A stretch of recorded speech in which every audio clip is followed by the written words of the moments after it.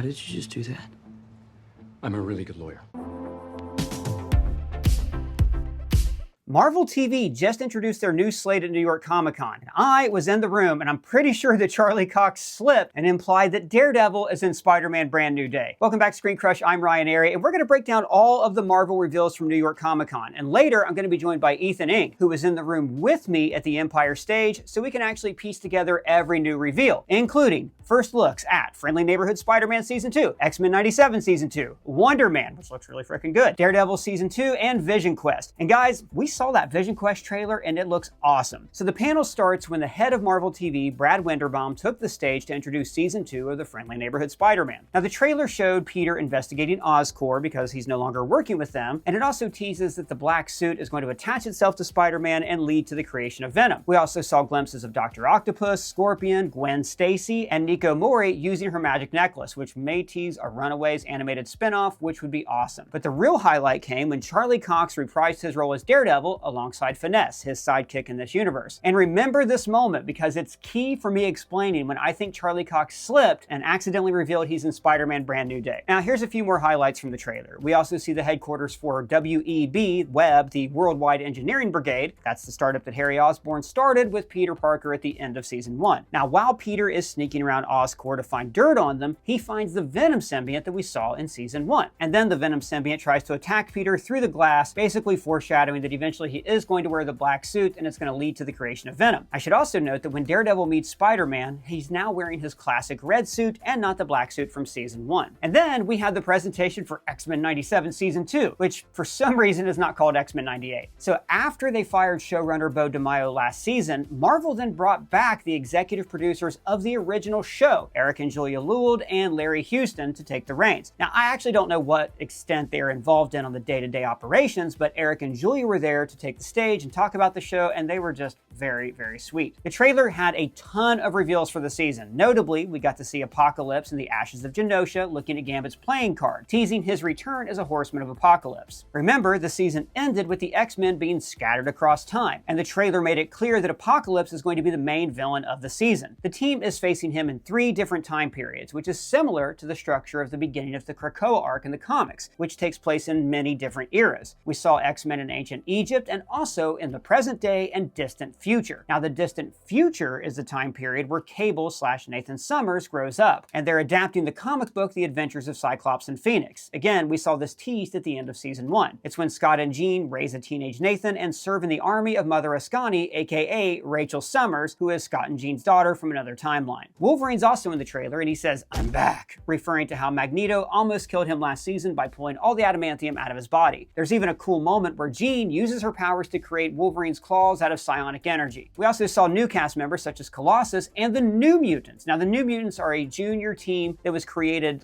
during the Chris Claremont run that are basically younger mutants that Xavier also starts to teach at the school. Some of these included Monet St. Croix, Penance, and Wolvesbane. So it does look like that in the absence of the X-Men, they're going to be pulling together a team of younger mutants, which will also include members of the Generation X team from the comics. Other new characters we saw were Strong Guy, Longshot, Psylocke, and Archangel, who were both Horsemen of the Apocalypse at one point in the comics. And we also saw Polaris, Magneto's daughter, and Danger, who is the AI embodiment of the Danger Room computer, who is a potential villain of this season. We also saw Forge, Lady Deathstrike, Sabretooth, and Omega Red, in addition to all the cast members from last season. And then Marvel also dropped the full trailer for Wonder Man. Now, we did do a live breakdown of that at our final live show. Thank you guys for coming. That was a lot of fun. And I will say that what we see in the trailer, which you've seen, it's on the internet right now, that trailer shows us something that is very, very meta. You know, with a movie studio rebooting an old superhero franchise to reinvigorate people's enthusiasm for superheroes. Yahya Abdul-Mateen II plays Simon Williams, a struggling actor who idolized the original Wonder Man movies. So we see him and Trevor Slattery, who are both at opposite ends of their career, both trying to land roles in this movie. And the director, you remember the D-bag who invaded Jonapur and Superman, has this vision board that featured tons of Marvel characters. And these are all characters who would be public record in the Marvel Cinematic Universe. For instance, we see the Winter Soldier era uniform of Steve Rogers, perhaps inspiring the look of Wonder Man in the movie. There's also White Vision, who would have been a government agent. Taskmaster, what looks like a publicity still from Captain America First Avenger that highlights his shield. We see Thor's armor from Thor Love and Thunder. And this blurry character at the top, that's your mom. I mean, it really seems like this show is going to be Marvel Studios' way of poking fun at themselves and their process for making stuff. Winterbaum even has praised the show The Studio on Apple TV Plus for the inside look at how big budget movies are actually made. But the biggest surprise of the day was the trailer for Vision Quest. So this show completes a trilogy of series started by Jack Schaefer with WandaVision and Agatha all along. Paul Bettany actually came on stage and he confirmed that at the end of WandaVision, White Vision got all of the memories of his past life from Red Vision. That also included his memories from inside the Hex. So Vision now has this knowledge and memories of a perfect kind of sitcom life he lived with Wanda. But White Vision has that knowledge but none of the emotion. So the show, his quest, is him trying to find a way to connect with his old self and to process all of the information he's gathered. So the trailer looked like it's based in part on the excellent Tom King miniseries Visions, where he takes a job in Washington, D.C. and then builds himself an artificial family. And in the show, it looks like showrunner Terry Matalas has done something similar, but within Vision's mind. So it features Vision coming up to this ideal dream estate where he is greeted by human versions of Tony Stark's other AIs. There's Dummy, Jarvis, who's played by James Darcy, like we saw in Agent Carter, Friday, who was Tony's last AI, and also Edith, who was the drone-controlling AI in Far From Home. So after this ideal universe, we saw a shot of pale Vision with hair and glowing eyes in a shot that almost looks like it's ripped from a horror movie. Vision then closes up what looks like a bar and some roadside inn, and he's in his human form. And he finds a heart with a W and V carved into the table, calling back to the heart on the calendar in WandaVision. So this is showing that he is haunted by his past life with Wanda. And then Ultron, reprised by James Spader, narrates and says, "I see you, Vision. You're a ghost haunting her footsteps, but the past doesn't make one want to live. The future does." And then Vision is in a movie theater watching footage from Infinity War when his old self died. We get a glimpse of Todd Stashwick's character, the mercenary known as Paladin, and then a few action shots followed by Ultron saying, "We were tangled in strings, but now you're free," calling, of course, back to this moment. I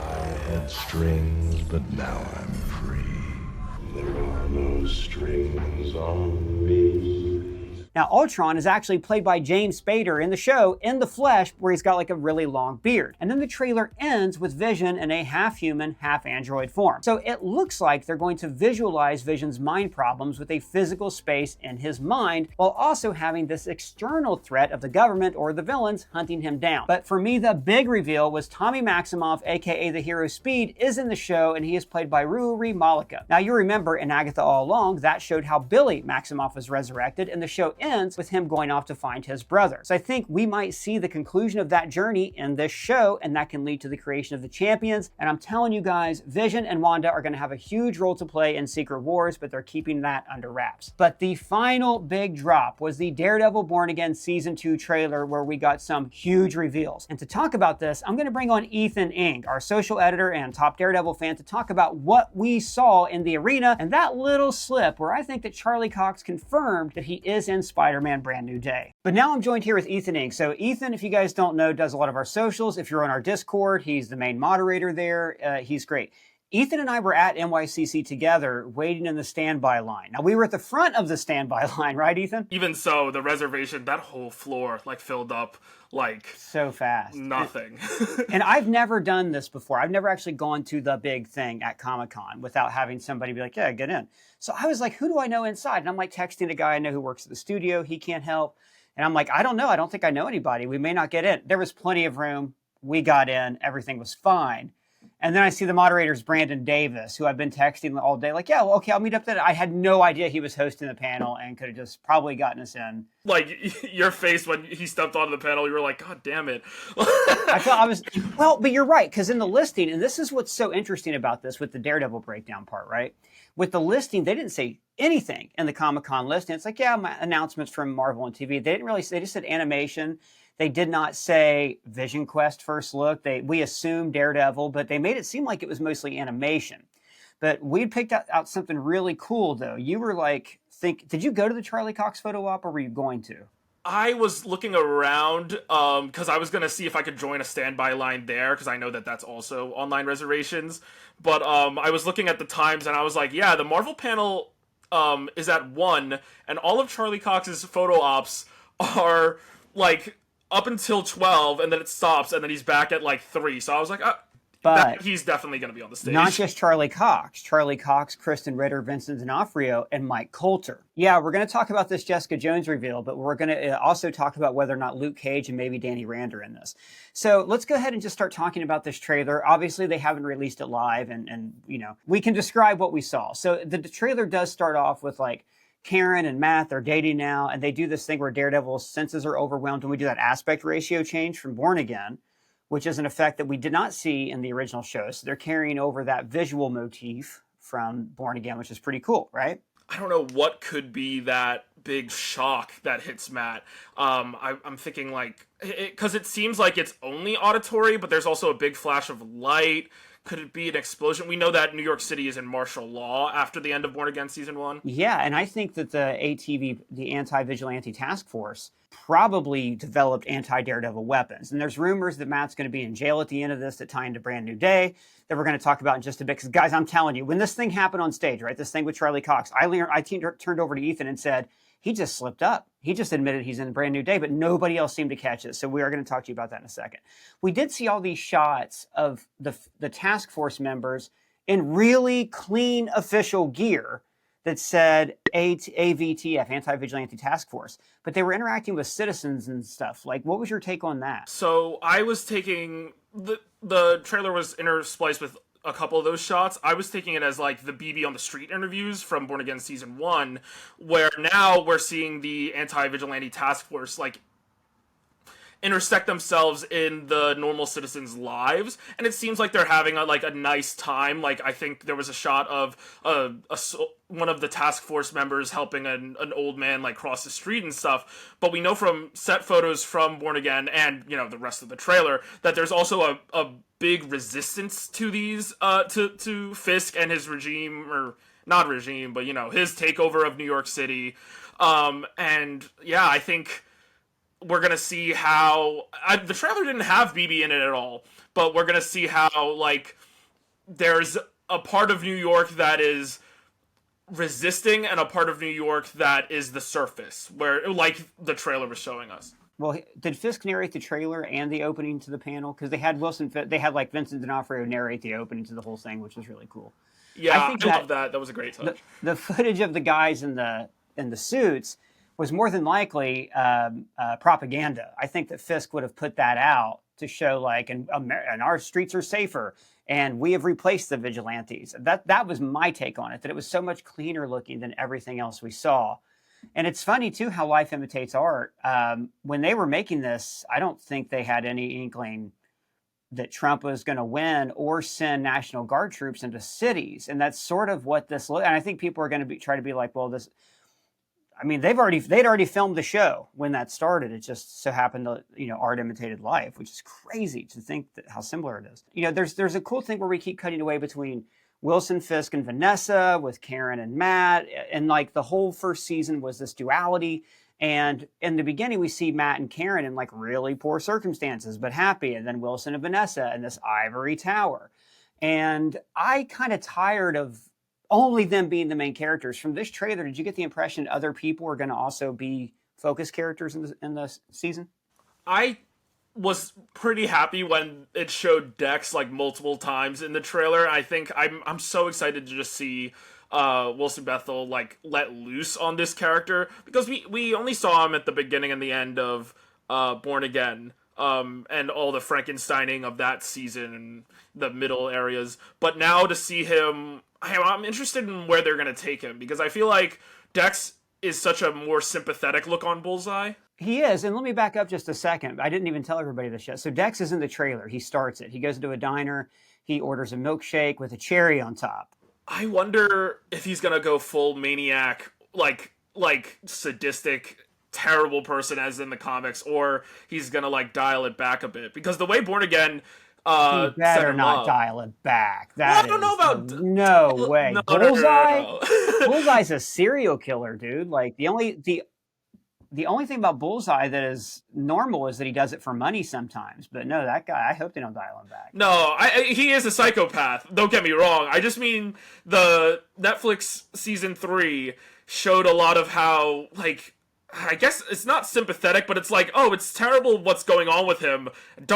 I don't feel like great about what's going on with him, but also he is like a murderer. He is making the choices, but he's also like a victim of a system of failure, like the healthcare system and all that. That's what I mean. I want him to be a psycho crazed murderer. I think there was a set photo of blood splatter in a diner, and then we see this shot in the trailer of him with the milkshake and a cherry. He's definitely going to take someone's like eye out with a cherry stem or something like that.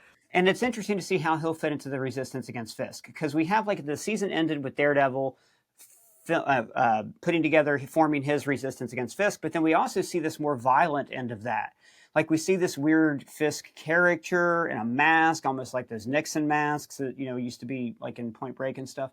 That to me seemed very Muse-like. I don't know if Muse is still probably not alive, but maybe a copycat killer. What was your take on that weird Kingpin character that we saw, the serial killer looking guy? Kind of like going off what you were saying about like Kingpin is like Dex and this caricature of Kingpin and another character we'll talk about in a second, I think are all like different avenues that are coming at Fisk. I feel like the trailer, at least to me, set up Fisk to be more of the story's protagonist, because there's even shots in the trailer where Fisk is boxing, which I think is symbolic of him. Yeah, for a charity event. Right? Yeah, like for a charity event, yeah. Which is symbolic of him like kind of being on his own Matt Murdock journey. But what I'm trying to say is cool. like... Yeah, boxing. There's a lot of stuff there with Madeline Jack and stuff. Yeah, right. He is like... We're so used to seeing Kingpin as this... a million resources. He's 5 steps ahead of us. He has all these plans, but here they kind of frame him like an underdog. And I think Dex, this caricature, and Daredevil are all like after his seat of power. And this caricature, I didn't think about Muse when I saw him, but I was thinking of like, my comparison was Paul Dano's Riddler in the Batman, because this caricature of Kingpin is wearing like that gauche mask. He's got a full white suit on. He has a name tag that says Mayor Kingpin on it. It seems like a like almost kind of like what the Punisher was for season 2 of Netflix, where it was like, I'm gonna try to be a vigilante and take matters into my own hands. But I'm approaching it as a way to deplatform Fisk, a way to commit crimes in Fisk's name. Maybe I saw a Muse connection because he reminded me of the characters of Kingpin that Muse was painting, but also it's another form of art. You know, it's kind of like a living sculpture instead of a mural. So the guy like Dario Scarapain, when he came in on season 2 or season 1, and they kind of refigured everything, I think he knew that Muse was wasted. You know, that he's so much better in the comics, and I think they want to do right by him. I hope. I'm going to go ahead and put all my chips on the. I'm in the same boat. I'm in the same exact boat. Okay, so before we get into like Jessica Jones and Brand New Day and all that stuff, we did briefly see Matthew Lillard's character, right? Matthew Lillard from Scream and all this other stuff. Who is he playing in it? So they confirmed, Winderbaum confirmed in an Entertainment Weekly article that he's playing a character named Mr. Charles.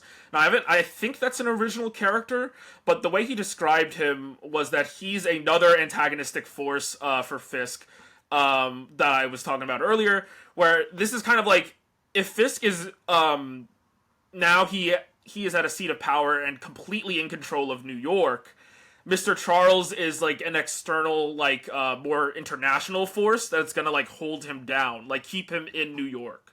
So when we were talking about it a little bit yesterday, you mentioned the presidential angle, which I think is really interesting because Fisk does make a run for presidency in the comics like Lex Luthor.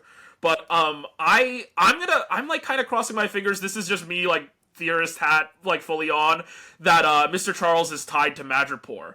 Now I know like the Power Broker is also like, you know, they're never gonna touch that character again. They could. I think they will. Yeah. I do. I kind of think that if you cast somebody like Matthew Lillard, he has to play like a sinister, like mob boss kind of guy, like somebody that's like, almost like a Giancarlo Esposito mob boss. I don't know if he needs to be a criminal outright, because in the Mayor Fisk run, Fisk is trying to go actual legit, right? He's not declaring martial law and all that stuff. He is actually trying to divest himself of his criminal enterprise, which I'm sure we'll see some of, like we did last season. But also, there's these fictional, I think, brother and sister who are power brokers who basically buy and sell every president, and they don't like Kingpin. He's not one of them, and it also goes to show like how no matter what, he's still just a kid from the kitchen. And I think that would be we saw a bit of that in season 1, but then he just locked all those people up in jail. So it'd be interesting to see what happens when he comes up against a politician who he can't do that to, somebody who actually has more power than him on both sides of the law. Big reveal was Jessica Jones, right? Kristen Ritter actually came out. She said, Brandon asked her, how long have you known and she's like, I've known for years. I'm finally able to say something. I've almost slipped up 100 times. So obviously we're following up on the Defenders. I thought Luke Cage was going to come out too. I thought Mike Coulter, he's in the building, they'll send him up, and maybe they're... I turned to you during the panel behind Jessica Jones when she Kristen Ritter when she came out. I was like, oh, I saw Mike Coulter back there. I actually think I saw Yahya Abdul-Mateen, but okay, that's why I was like, oh, well, they're both dang. really huge dudes, so there's also that. And by the way, I didn't talk about this much earlier, but the interaction between Ben Kingsley and Yahya Abdul-Mateen II was hilarious. They were really funny. Nice. I also forgot to mention that Paul Bettany, when he came out, said, guys, I just want to say the reason I do this is for the money. And it was incredible because he's being honest. I mean, then he's like, and you guys. But when Terry pitched me the show, and then I saw the receipts, I said, yeah, he's great, man. He's done this since 2008. I mean, like he's like probably the longest tenured MCU member at this point, right? Apart from Happy Hogan. And with that level amount of makeup, you gotta look at the check and be like, yeah, it's worth it. It's worth it that much money for to be in that Vision costume for like hours. It does look awesome though, and they did find ways to get him out of it. I did not expect to like that Vision Quest trailer as much as I did. But, I did. Terry's, after Picard season 3, to me, Terry Metalis can do no wrong. Terry, I don't know if you're watching this, but thank you for Picard season 3. So Jessica Jones shows up. Kristen Ritter is on stage. All awesome. She's just so great in that role. I mean, she looks like not a single day has passed. She's fit right into it very easily. And I think that it makes sense that we're going to see the other Defenders. Maybe not Danny Rand. That's the one, like Finn Jones. Somebody even made a little like, Charlie Cox was telling a story about when they were all the Defenders and they were eating together. And, he kind of just made a wisecrack about Finn Jones. Maybe they picked on him on set, but I don't think he's coming back as Iron Fist in this. I'm one of the few, I feel like, I don't know if this is a hot take anymore, I do kind of want him to come back, and Mike Coulter, I've known for a while, has been in New York. Finn Jones is also in New York, so I was like, are they doing Comic-Con together? And all three of them are there except Finn Jones. They could do so many things with Iron Fist. I do think that Finn Jones could do Iron Fist if he had a better script. Like his one episode in Luke Cage, great. He was great in that. I never saw season 2 of Iron Fist. I've got some Netflix shows to catch up on, sure. Did we see the black Daredevil suit, or was he in red the whole time? I think it was like a quick shot of him in the black suit. Okay, but the trailer was moving pretty fast. Yeah. Yeah, it was. And then we saw Eldon Henson as Foggy, but it looked like a flashback, maybe showing when he found out about Red River. So let's get into Daredevil appearing in Spider-Man Brand New Day. Now, before I talk about what Charlie Cox did or didn't say on stage and explain that context, please tell me everything we know. We know Daredevil Season 3 Born Again is happening. They confirmed it at the panel. What else do you know about this as far as Winterbaum and what he said about how these shows interact? So, show and movie. Winterbaum was talking about how they're communicating with the Brand New Day team, but his language was really like specific, where it was like, oh, we just want to make sure that our characters' arcs are staying consistent throughout the movies. Like Punisher is in Brand New Day, he was in Born Again, I'm sure he'll be in Born Again Season 2 in some capacity, and he's got a special, of course. I am kind of the mind of like, you go so hard on Streets phase this year for Comic-Con, like, there has to be some sort of Daredevil and Spider-Man connection. So I have a wild theory where Kingpin, I think they're going to wrap the Mayor Fisk storyline in Season 2, right? Like, the end of Season 2. Hard to keep it going further than that, yeah. I mean, we already saw with, like, how, like, it wasn't even talked about in Thunderbolts. You can't do, like, a giant story like that and keep it, like, continuous between projects. So, I personally think they're going to grab from a lot of different places, and Matt is going to, at one point, be like, how do I stop Fisk, like, by myself, pretty much? Or, like, how do I take out this trump card against Fisk.